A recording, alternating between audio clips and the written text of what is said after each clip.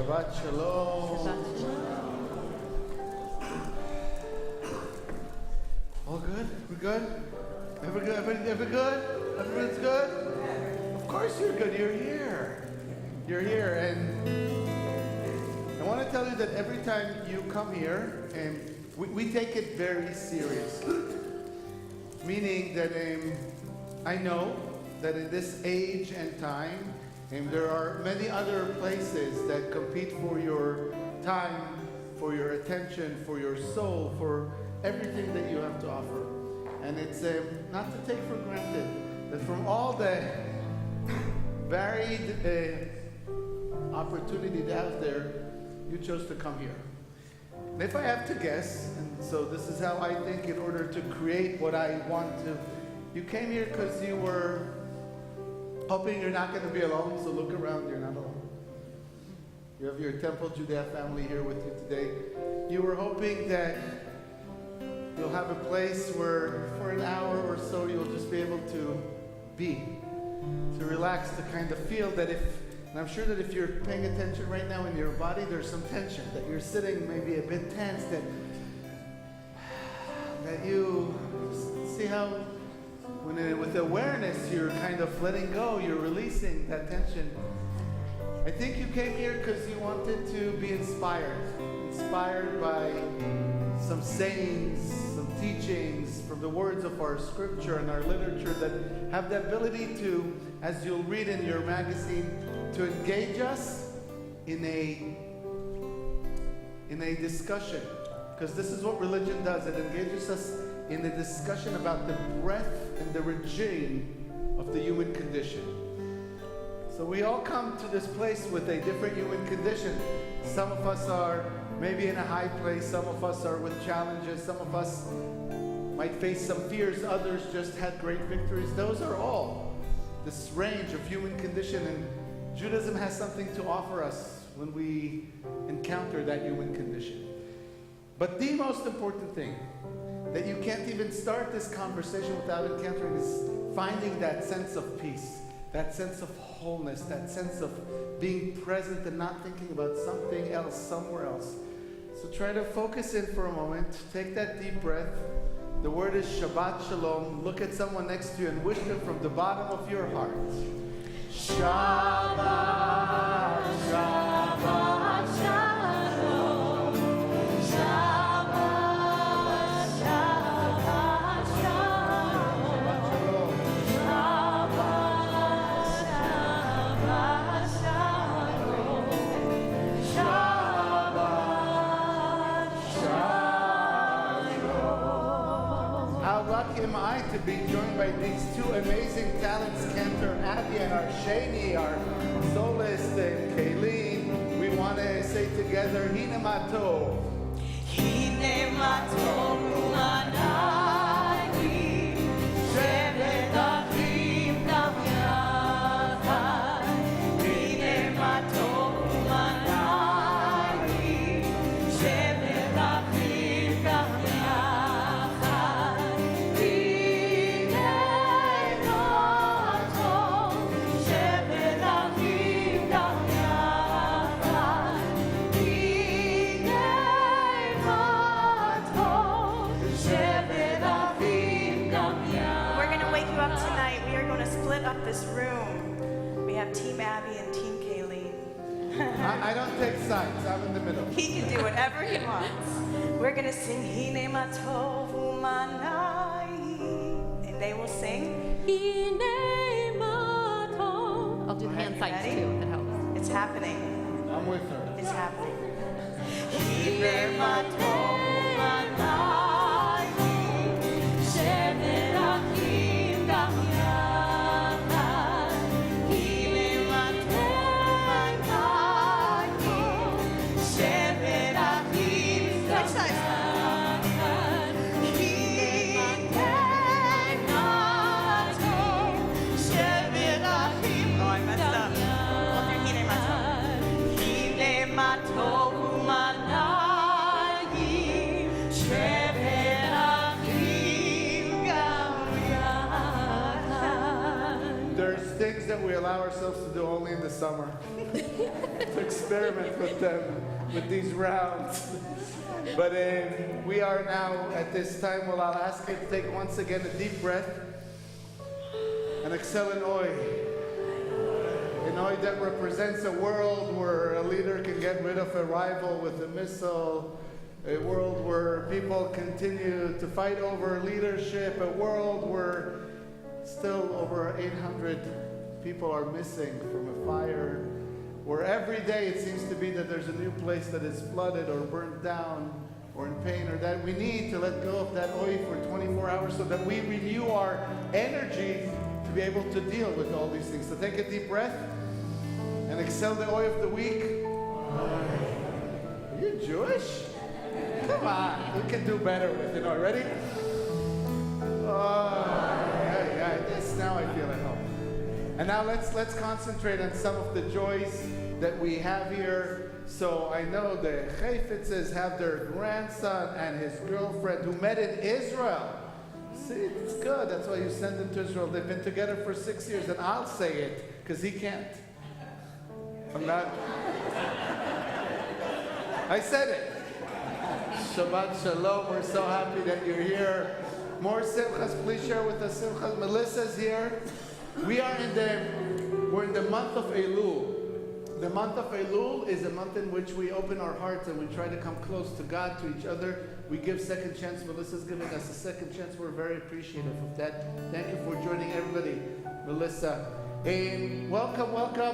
Shabbat. Yes, Judd.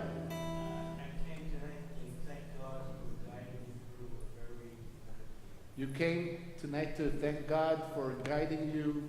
Very good deal. I hope he told you to tithe. Okay, very good.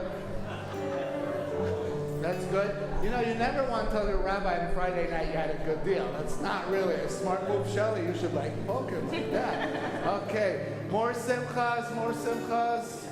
We have new guests, first time. Welcome. Remind us your names. David and Laura, we're happy. Welcome to the beginning of the rest of your life, we hope, here at Temple Judea. Welcome home. Julie's mother. Aww. Julie Buckner's mother just moved into town, and it's so nice to come with mom to Temple and with mom-in-law to Temple. Welcome. We're so happy that you're here. Very nice. More simchas. Simchas once. Simchas two. No? So today, she's not here, she's watching us, but Neomia Chiklik is 103 years old.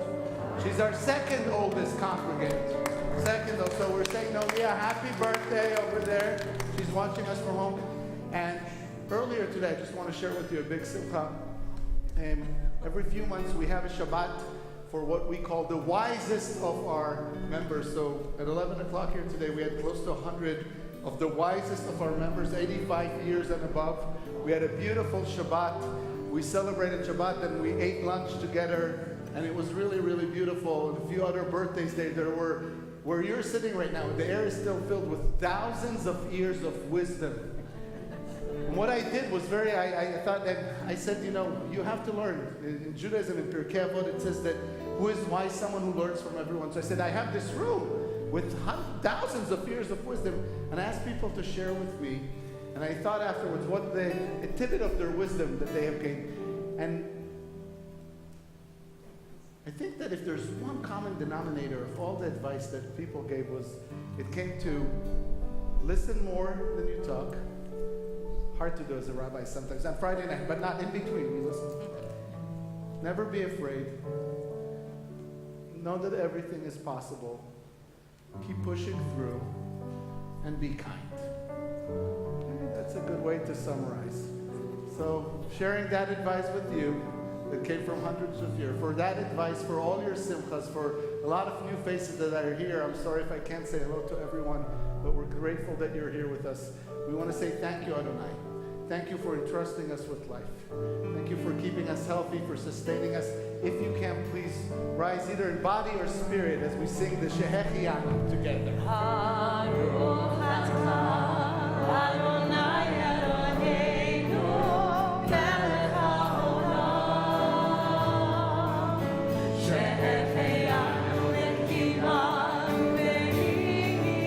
Try that when you're hugging someone. It's so much better.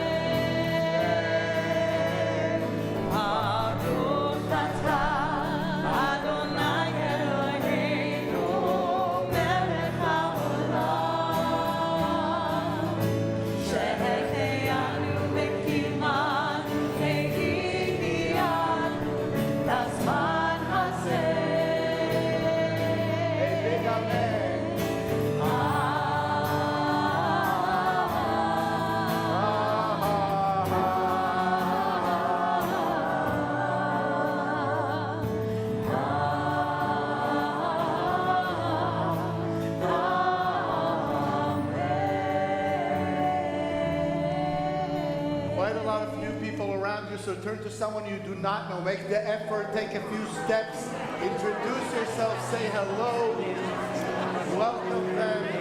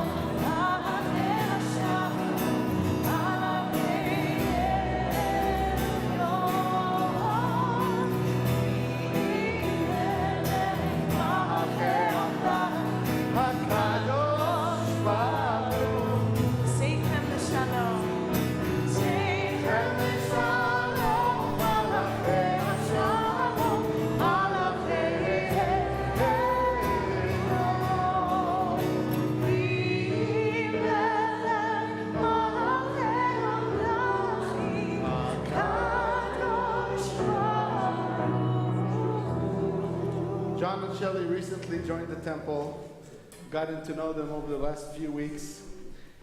And just recently this week, I needed some help with a very important matter. The details are not important. But it's so nice that you're able to call someone who has the expertise and has the heart and has the place in their soul and in their mind to reach out to somebody else and to just guide them, to light a light in their life and to help them in a time of need. And it is such an honor to invite you to the Bima today to say thank you for being not just talking about being mensches, but really being those mensches. We appreciate it beyond what you know, and we'll say together the blessing for bringing light into people's lives. The Malachei HaShalom, right? Baruch atah Adonai Eloheinu melech haolam asher ומצוותיו וציוונו להדליק נר של שבת. Please have a seat. It's such an honor to have you over here. And Andrea and Steve, I want to call you up to the Bima. Steve, Andrea, hey, where are you? Come over here. I know you're here. So, it was your birthday this week, Steve. But it wasn't. This is a special time in your life. After raising two amazing Jewish kids and a few amazing Jewish grandkids, just a few weeks ago, you took that step that took 45 years, and you joined us. You joined the tribe, and we're so proud and so happy. And I know that you're going through a lot, and there's a lot of challenges. But I hope that this tribe, all this extended family of yours, give you that strength, that support. And so together on page 6 we say, Baruch atah Adonai Eloheinu melech haolam borei beriat ha'afel.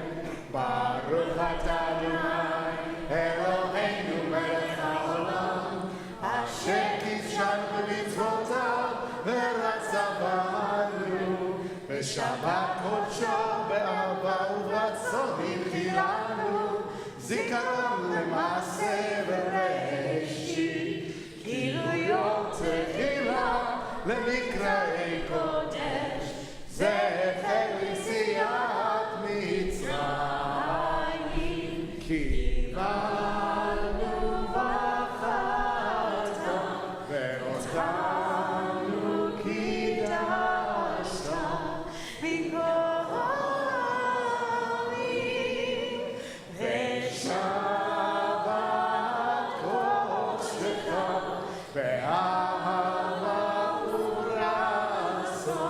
Hilchatanu, Baruch Atah. Take it away. Mekadesh Hashem.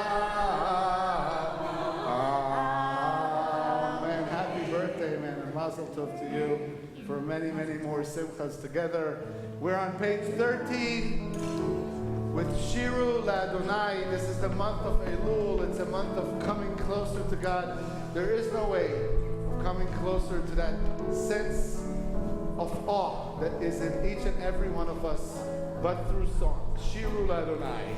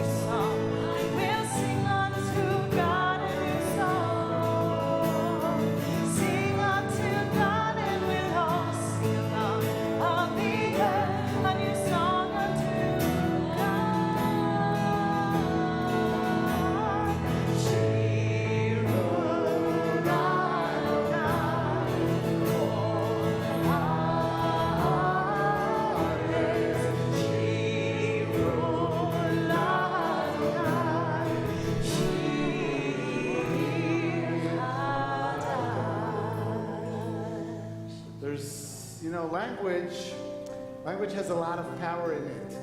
And somewhere I read that in Arabic there are 70 different ways to say water, because when you grow up in an area that is a desert, you need ways to the top. There are 70 different ways to call Jerusalem. I don't know if you knew that, but Jerusalem has 70 different names. Shiv'im panim la Yerushalayim, because it indicates how important it is. And there are so many different verbs and so many different words to describe this act of coming close to God by using our voice. We just said Shiru Ladonai. On the top of page 16, there's another verb, Zamru Ladonai.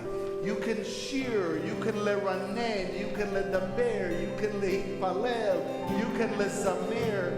There are so many different ways to connect with God in this month of Elul by using your voice. And you know what? It can even be an inner voice that doesn't come out. So whatever it is that you choose to do, however you feel comfortable, the goal is one, just to feel one step closer to that sense of awe, to that sense of mystery, to that radical amazement. We're on top of page 16, inviting you to join us on this journey, Zamru Ladonai.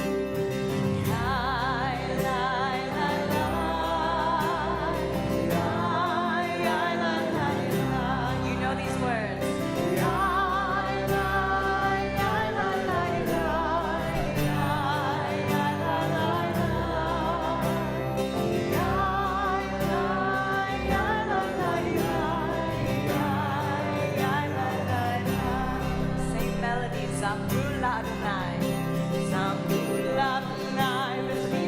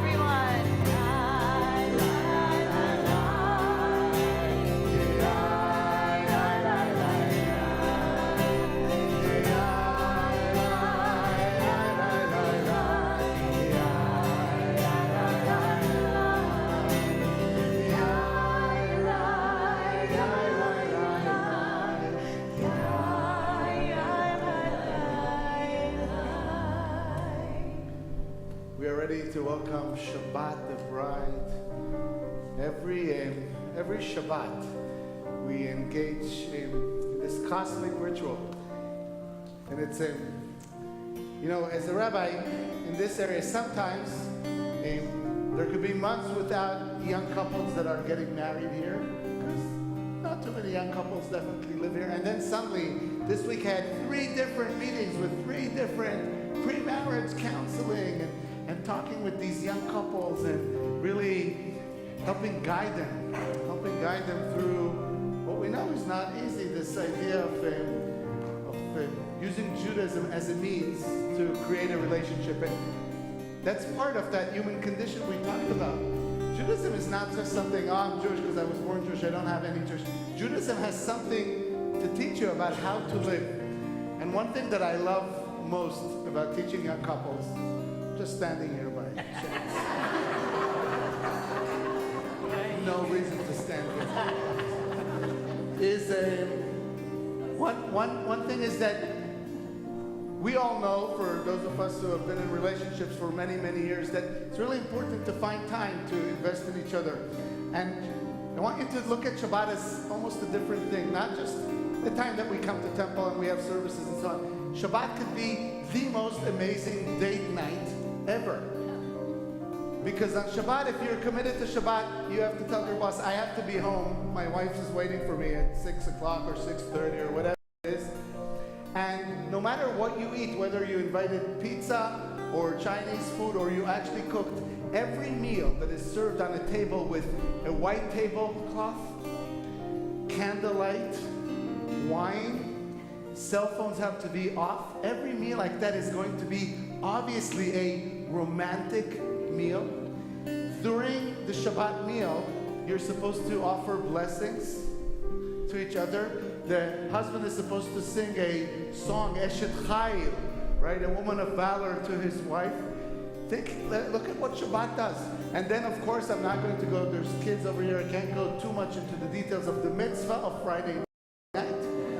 But there's a mitzvah involved with creation. And so, Shabbat is not just something we do because we have to do. Because Shabbat is a real tool for couples who are trying to find that time and to say, we do what God did with the people of Israel. It's not always easy. It wasn't always easy for God.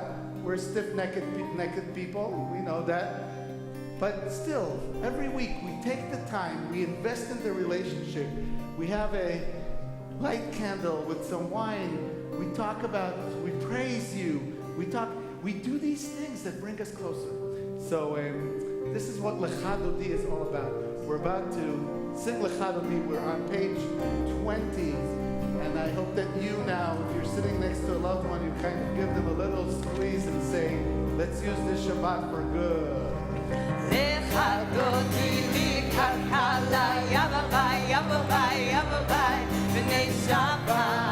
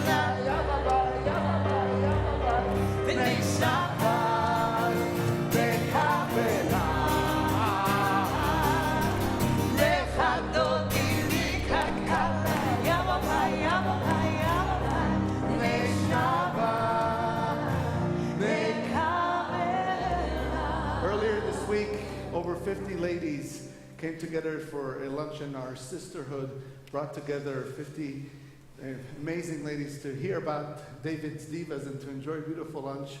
And it's again one of those things that we love doing here. So if you're new to the area, if you're looking for a community, it's such a great place to find it. And we have to thank Julie Buckner, our sisterhood president, for opening the doors to all these women and opening the doors for us today for Lechadodi. Let's rise.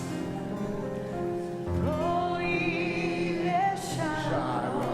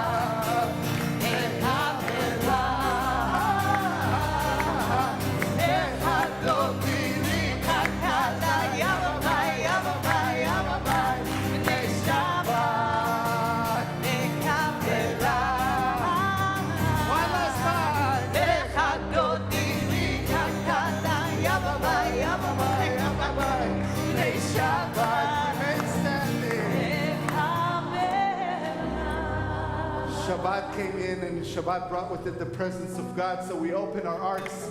And if you're capable, please remain standing for the Baruch Hu on page 22. Sorry, 28.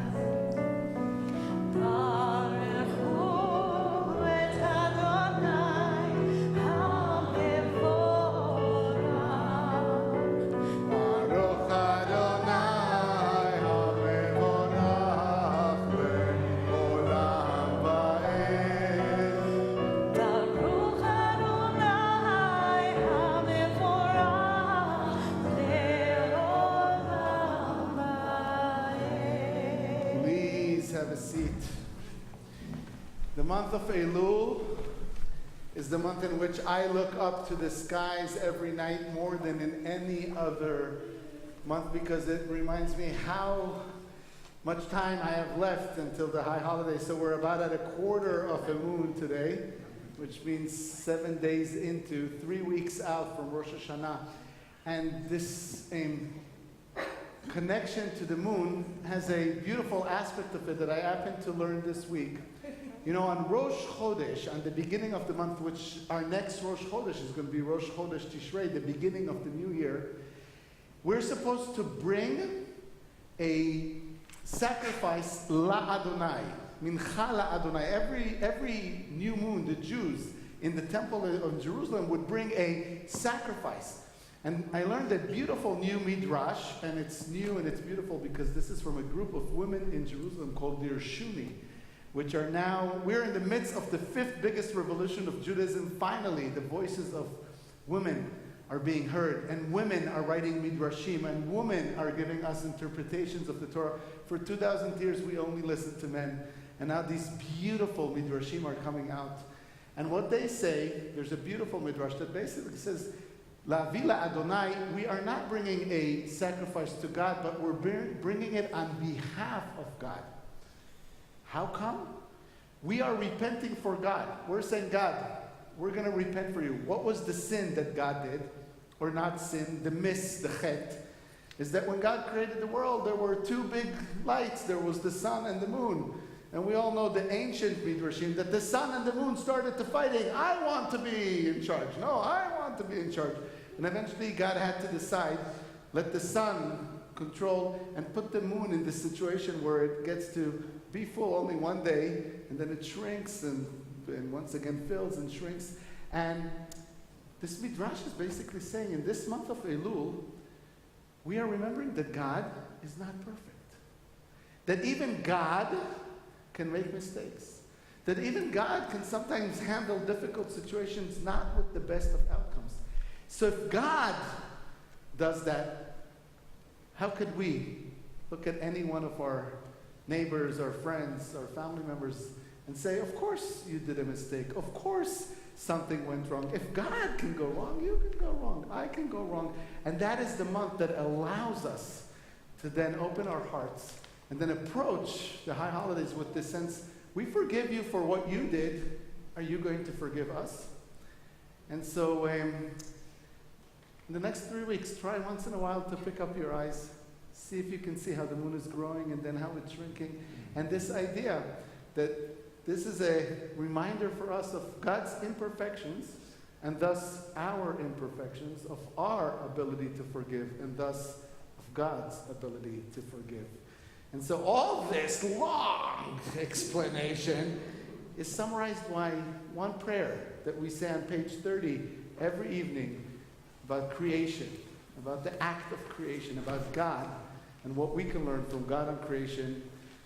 ומעביר יום ומהביא לילה ומבדיל בין יום ובין לילה אדוני צבאות שמו אל חי וקיים תמיד ימלוך עלינו לעולם ועד ברוך אתה אדוני המעריב ערבים. And when you hear this midrash, it gives a whole different interpretation to the prayer on page 32, which talks about love. Because what is love if not the ability to see in ourselves the flaws that we find in others? What is love if not the ability to say, I'm not perfect, neither are you, but when we bring our imperfections together, we can create something special. That's what we do. Ahavat Olam, page 32. Ahavat Olam, Beit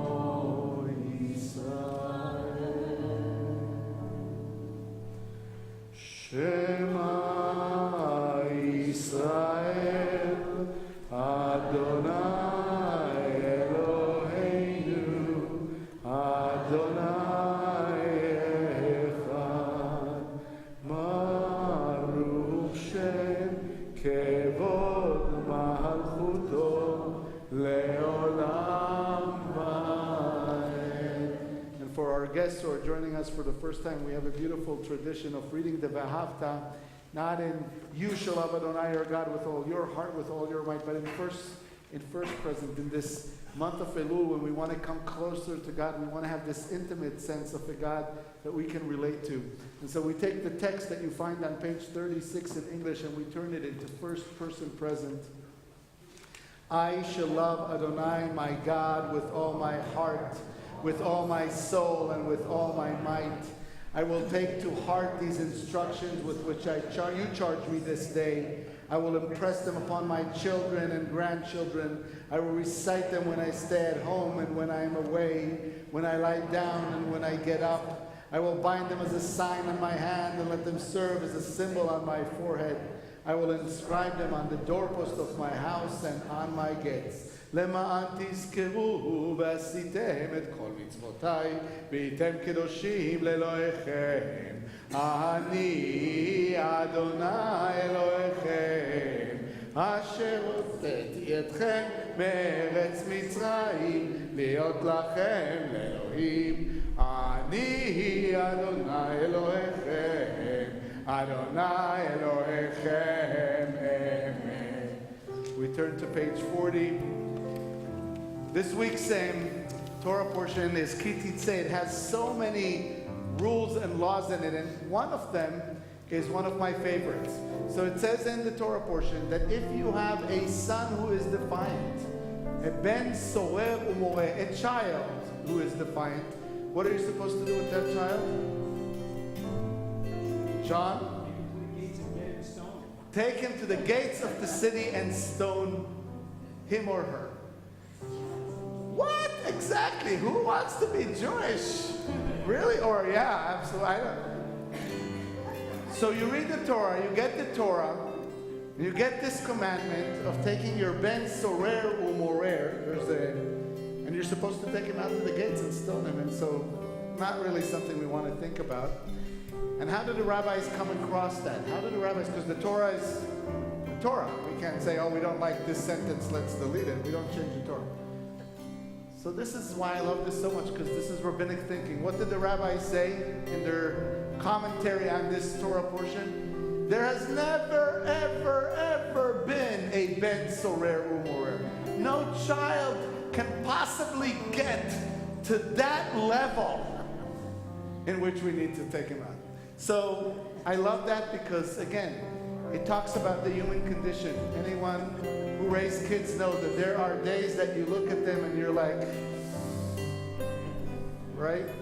And yet there's this love deep inside that nothing can break. And so you say, okay, maybe they're not behaving well, but it could be much worse. They can be a sorer umorer. And it immediately turns that, and I'm going to take a little talk about this sense of hatred and this engagement. It immediately turns that bad feeling into love. And you find that not only that you're not angry, but you're actually more loving and more grateful to thank God that even with all my tzuras and with all my problems, my son, my daughter is not a sorer umorer. And this is an example of how we get through difficult passages in the Torah. We have a song and a prayer that we sing every time we get through something difficult. Just as our people sang as they got through the crossing of the sea on their way from Egypt to the promised land. Mi kamocha on page 42.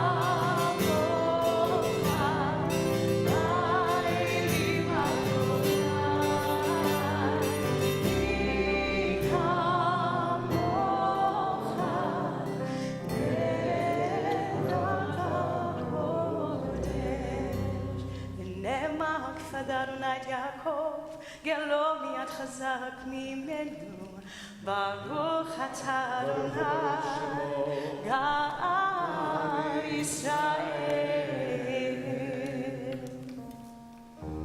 Our next prayer on page 42 says, God, please shelter us, not just shelter us, but place this idea of a canopy.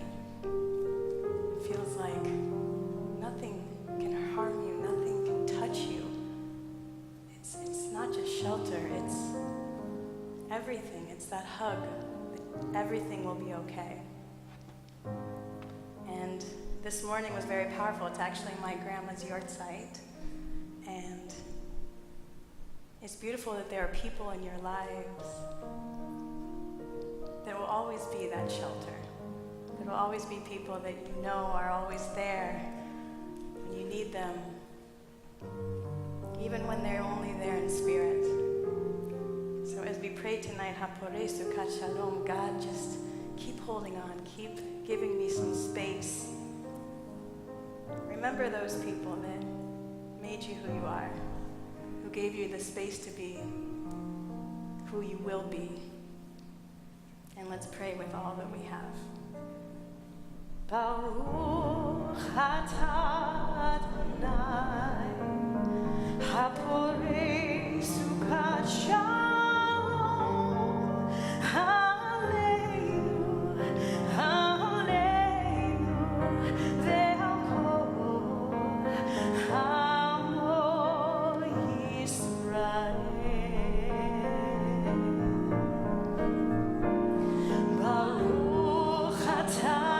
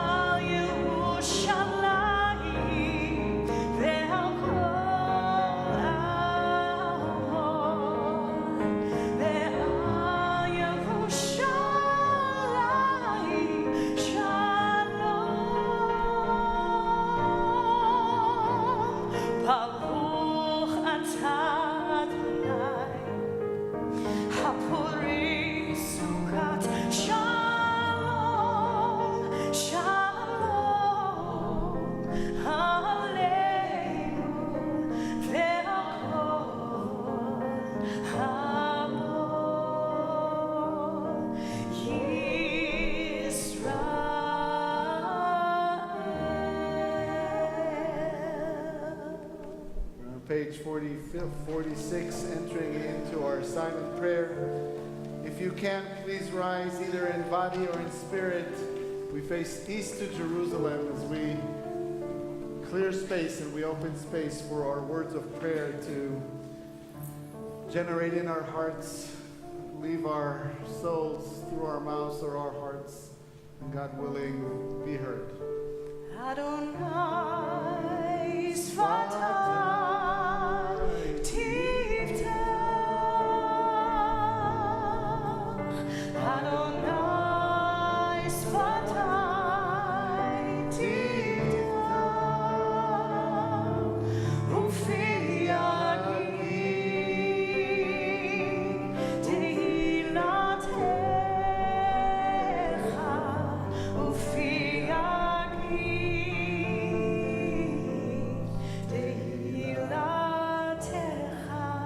Take the time, you can follow our silent prayer on the right side of the Siddur or the left side through page 62. You could also just close the Siddur and use this time. Listen to the best prayer book you have. It's your heart. What is it telling you that you need to let go of? Who is it instructing you to forgive, to be more soft with?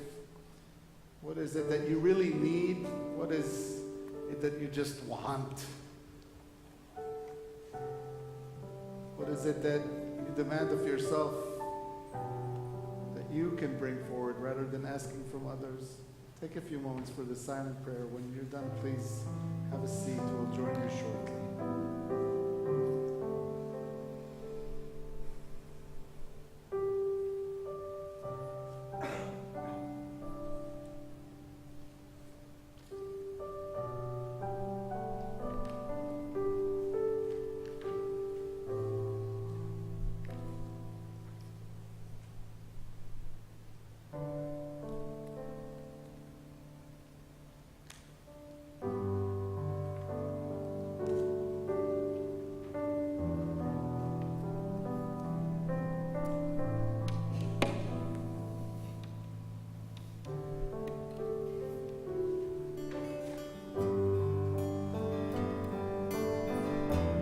God, guard my speech from evil and my lips from deception. Before those who slander me, I will hold my tongue. I will practice humility.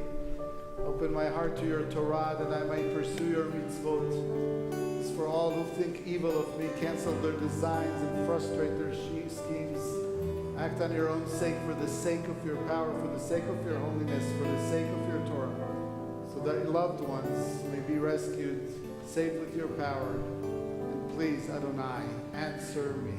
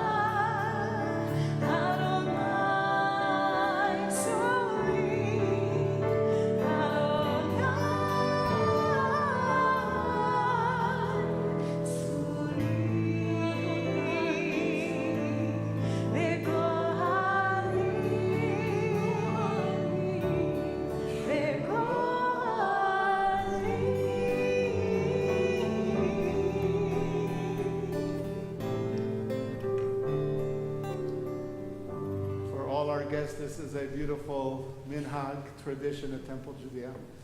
This is our healing talit. It has the holy words of healing on the top.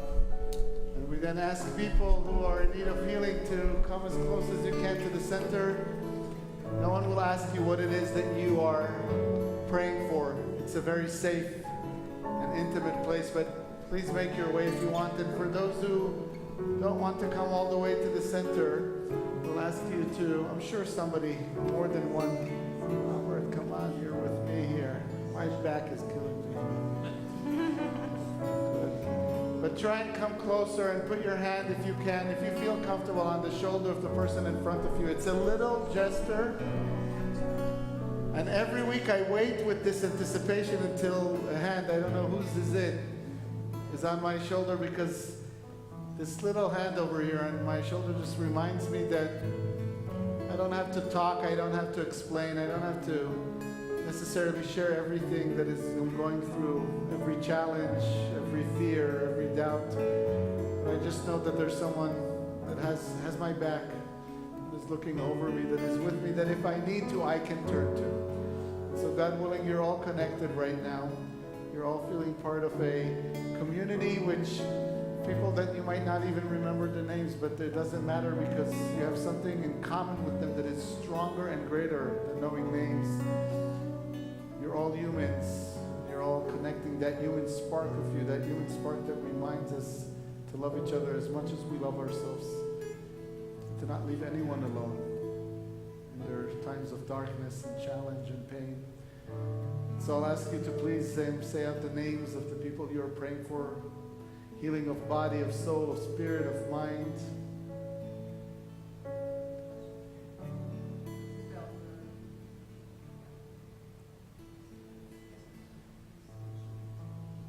And we pray together. Yeah.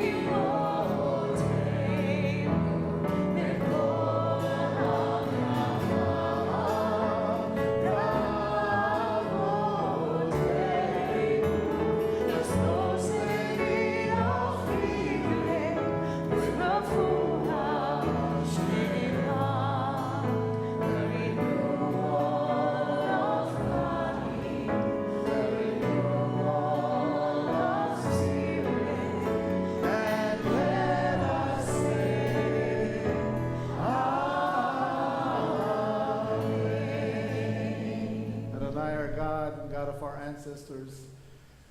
We turn to doctors for cure. We turn to you for healing. Strengthen us. Never let hope leave us. Never let us surrender to despair. And hear our prayers. Amen. Look around you. The person next to you might need a hug. If it's with consent, give it to them.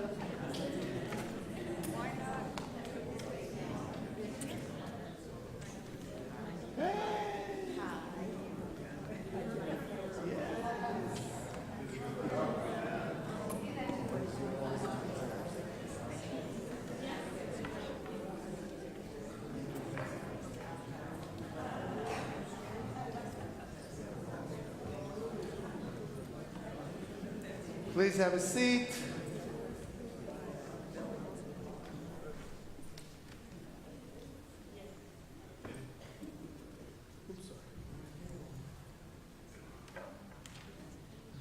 Please have a seat. Shabbat Shalom, everyone. Parshat Ki Teitzei, which is towards the end of the book of Deuteronomy, is filled with one commandment after another commandment. It's commandment about commandment. It starts with rules of war, which is already a paradox for itself, because we all know that when you go out to war, it's really hard to follow any rules. And then it goes to, what do you do if you have two wives and you love the son of one more than you like the other, but the one of this? And then we have the ben sorer umorer, and we have what to do when you, the death penalty. What do you do when you actually do execute somebody? How that? And what do you do when you find the ox of your enemy walking in the street? I teach this always to our bar mitzvah kids, and they say, but the bully in my classroom doesn't have an ox. And they say, yeah, but ox in Gematria is like iPhone.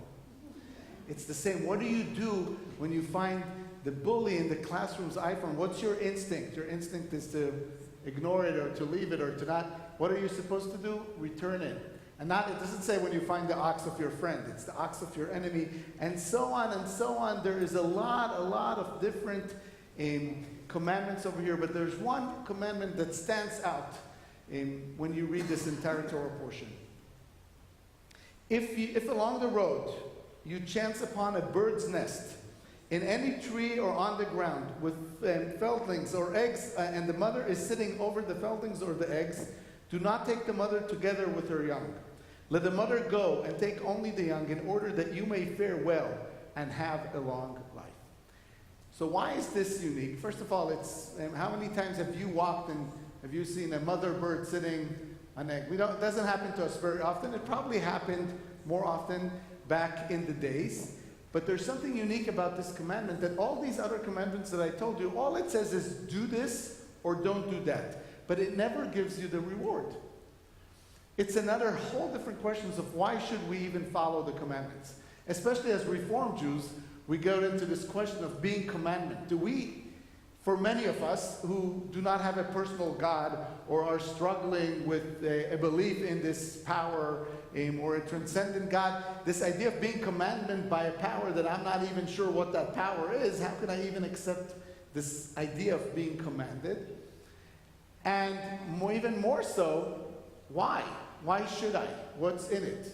We all know people who fulfill, Rashav Tov Lo Tzadik Viralo, people who don't do anything and still get great rewards, and people who try to do everything good and still have much challenges. So what's the idea over here? So most of the commandments don't even have a reward, but this one has. It says if you release the mother from the nest and you let her go, you will live a long life. And there's only one other commandment, by the way. John knows the answer. Wherever I don't know I always can go to John. John, please. Honor your father and mother. Honor your father and mother so that you will live a long life. Those are the only two commandments that have a commandment and immediately a promise for a long life. And you have to ask, what is the connection between the two? You could always say, it's just random, and then go to the movies or go have a drink. Or you can say, wait a moment, I'm going to stand this question. So today we'll stand this question for 3 more minutes. Why? What's unique about these two commandments, and what is it trying to tell us? Why this from all commandments? So We're in the summer. We're not too many, not 250 people over here. I could take that. So how do you connect between letting go of the mother over the eggs and the fledglings and respecting your father and mother who brought you to life? How are they connected? What value do they both represent? Say, John, let's make it between you and I. Ignore everybody else. You gotta respect your mother and the other mother. So you have to respect all other mothers, including bird mothers? So Judaism puts animal, birds, and mothers on the same level? I'm not sure. Well, creates a lot of apostates when that rule doesn't provide a long and happy life. Yeah, so it's about respect. Is it really about respect? That's kind of the first thing that we think, because is it about respect or is it about something different? It's about letting go. Respect. So I want to suggest to you something today that you might have heard or you might have not, but I want to suggest that in the essence of our religion is the notion of sacrifice. We were a religion that had to do with sacrifices for 1,000 years. When we had 2 temples today, we replaced sacrifice with, but this idea of sacrifice as a value, not a sacrifice because I believe in a God, and I can't say that word, John, I was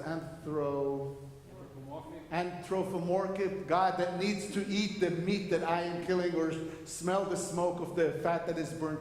But this idea that I want to put the value of sacrifice as a high value above. That's why for 1,000 years we used to come to the temple and say, I'm giving of what I have. That is my way to show gratitude. That is my way to show that I'm sorry. That is my way to show you that I want to be in relationship with you. It's through the sacrifice. And how is this connected to this mother bird? Because you would think that automatically, if you come to this, you find this nest, the mother bird is there, you're coming towards the eggs, what is the bird going to do automatically? Fly away. You don't have to. So what's this foolish commandment of scaring the mother away? The mother automatically, have you ever tried to catch, you've seen kids at the sea trying to catch seagulls, right? Jonathan would run for hours, all right? You can't catch a bird. There's no way that even if you wanted to eat the bird with the eggs, you can't catch the bird. So why is the commandment to move it away? Because it shows us this value of the sacrifice of the mother. Many times sometimes you see, you walk in nature and you see a little tiny bird that is fighting with a big crow or a bigger bird. It's protecting its children. It's willing to fight and give its life. We like to say today, mother bear, right? The mother bear who's protecting her cubs, but it really is the mother bird. This idea that the bird is just going to fly and not be willing to sacrifice itself for its eggs and bird. That is what is the essence of this teaching. It says, honor that sacrifice.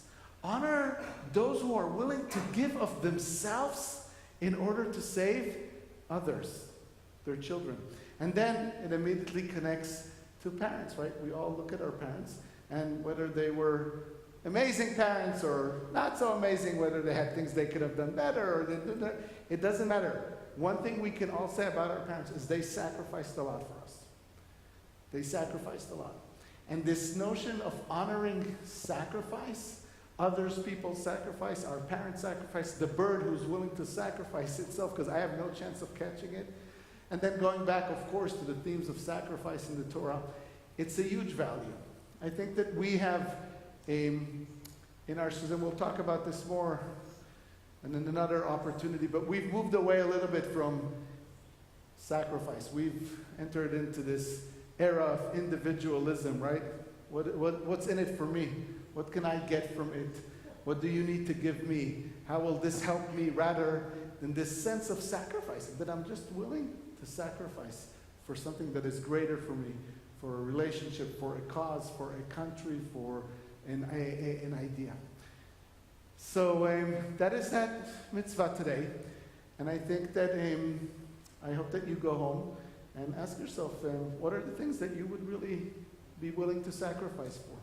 And what are the things that you are sacrificing today in order to elevate those values that you care about so much?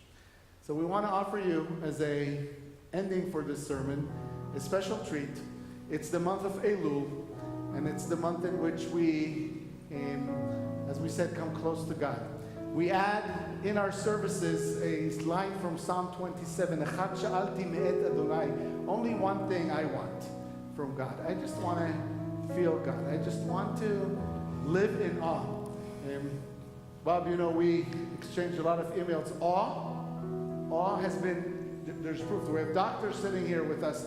We know today that the sense of awe has the ability to heal. On a nuclear level, on a cellular level, when you feel awe, it changes physical mechanisms in your heart that change your life, make your life better, make you healthier, make you see things in a different way. And so in this month of Elul, only one thing we want is to feel that sense of awe, is to question ourselves with hard questions like, what is something worth sacrificing for? And what am I willing to sacrifice? And what am I not willing to sacrifice? And how do I honor those who are willing to sacrifice on my behalf? Echad sha'alti, Psalm 27. One thing,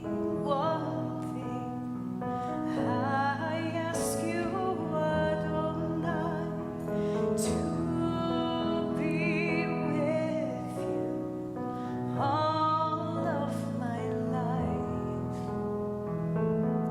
Achat sha'alti me'et Adonai. Achat sha'alti otav lakesh. Shivti, shivti, bebeit Adonai. Shivti, shivti, kol yamei chayai. Shivti, shivti, bebeit Adonai. Shivti, shivti, kol yamei chayai. One thing, I ask you, Adonai, to be with you all of my life.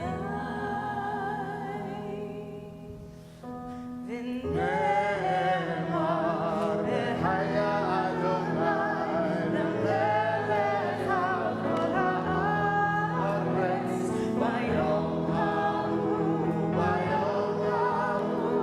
yeh Adonai echad,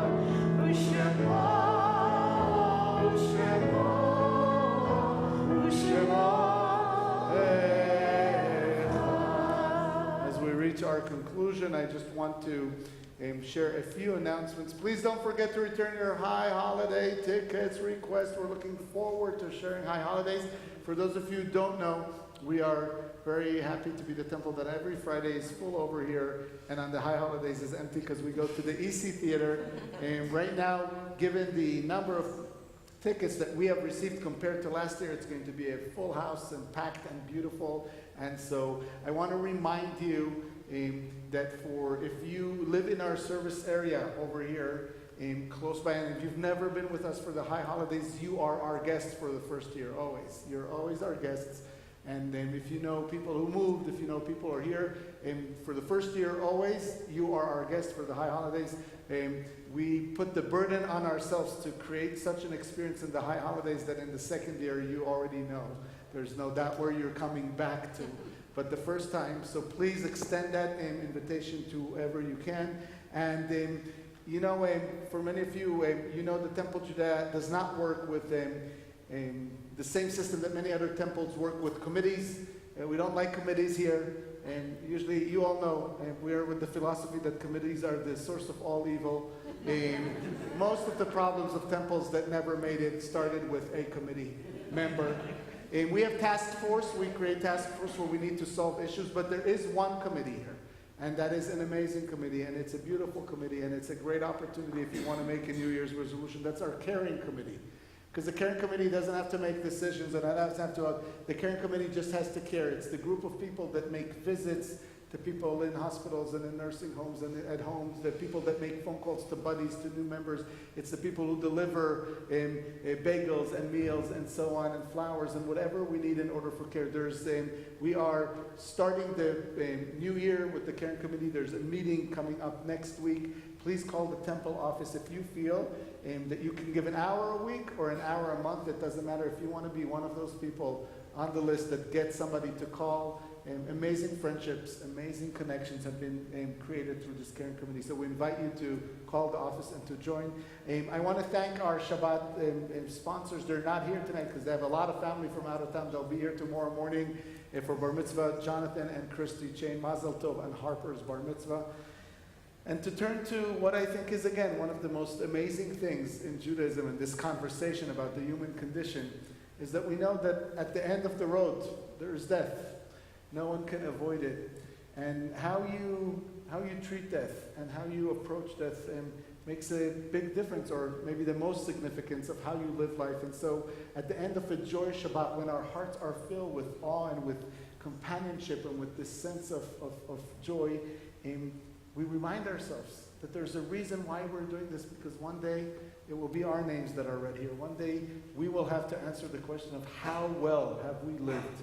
And when we remember the names of the people we're about to read, we, God willing, carry them as a blessed memory in our heart, knowing that they lived a beautiful life, that they taught us so much of what we know, that they guided us and instructed us and gave us a lot of what we have.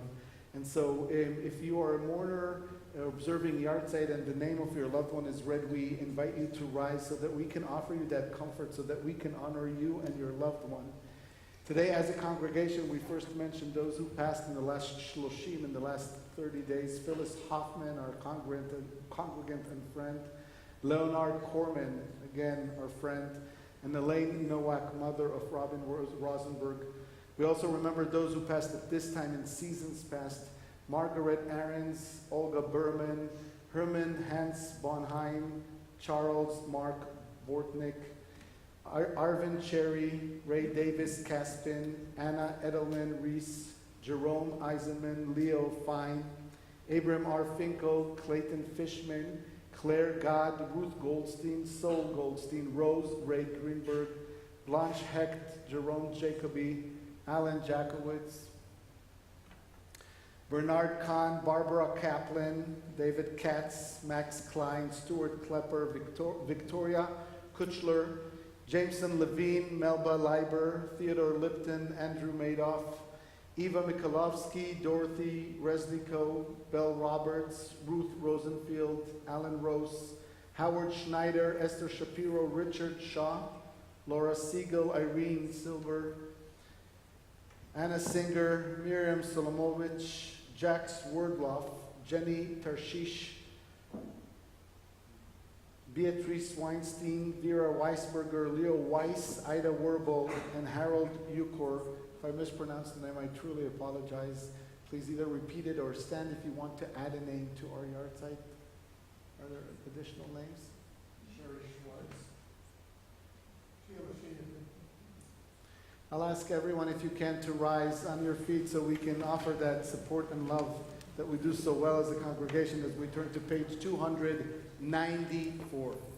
יתקדל ויתקדש שמי רבה, בעלמא דברך רעותי וימליך מלכותי, בחייכון וביומייכון וחיי דכל בית ישראל, בעגלה ובזמן קריב ואמרו אמן. יהי שמי רבה מבורך לעולם עולמי עלמיה, יתברך וישתבח ויתפאר ויתרומם ויתנשא, ויתהדר ויתעלה ויתעלל שמי דקודשה בריחו, לעילה מן כל ברכתה ושירתה, תושבחתה ונחמתה, דאמירן בעלמה ואמרו אמן. יהי שלמה רבא מן שמיה וחיים עלינו ועל כל ישראל ואמרו אמן. עושה שלום במרומיו ויעשה שלום עלינו ועל כל ישראל ועל כל יושבי תבל ואמרו אמן.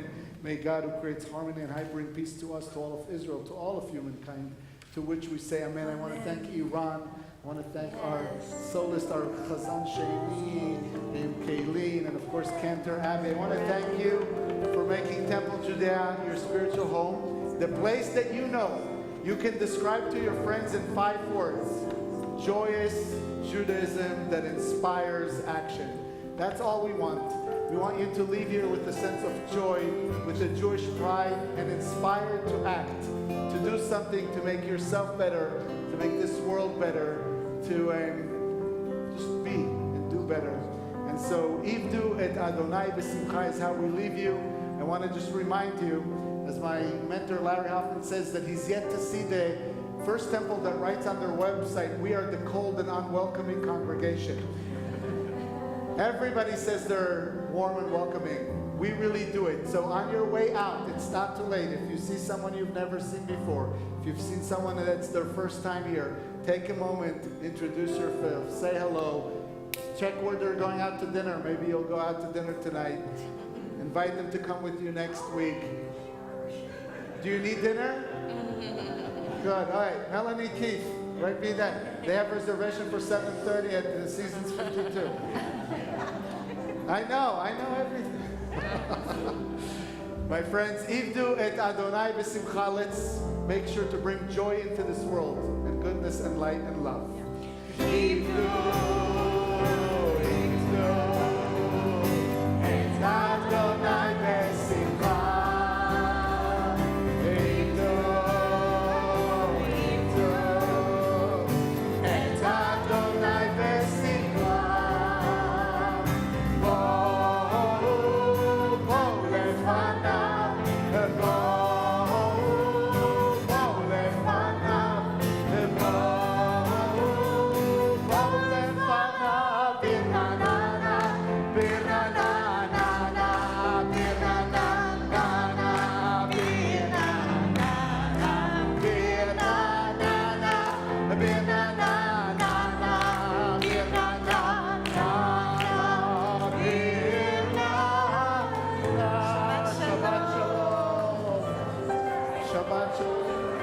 Thank you, Tommy. Thank you, Paul, for keeping us safe. Good Shabbos.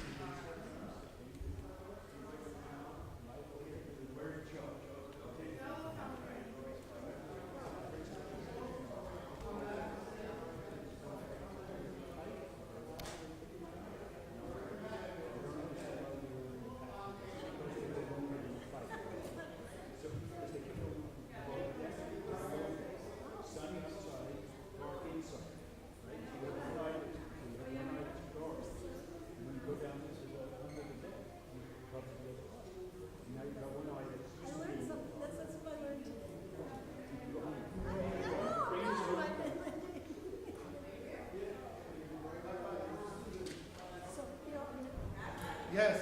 And we can't kill them. Yes. I never understood that. What? Yeah, oh, you mean the fact that. The bird thing. So we have. Very good. It's going to be very good. It's going to be a good journey.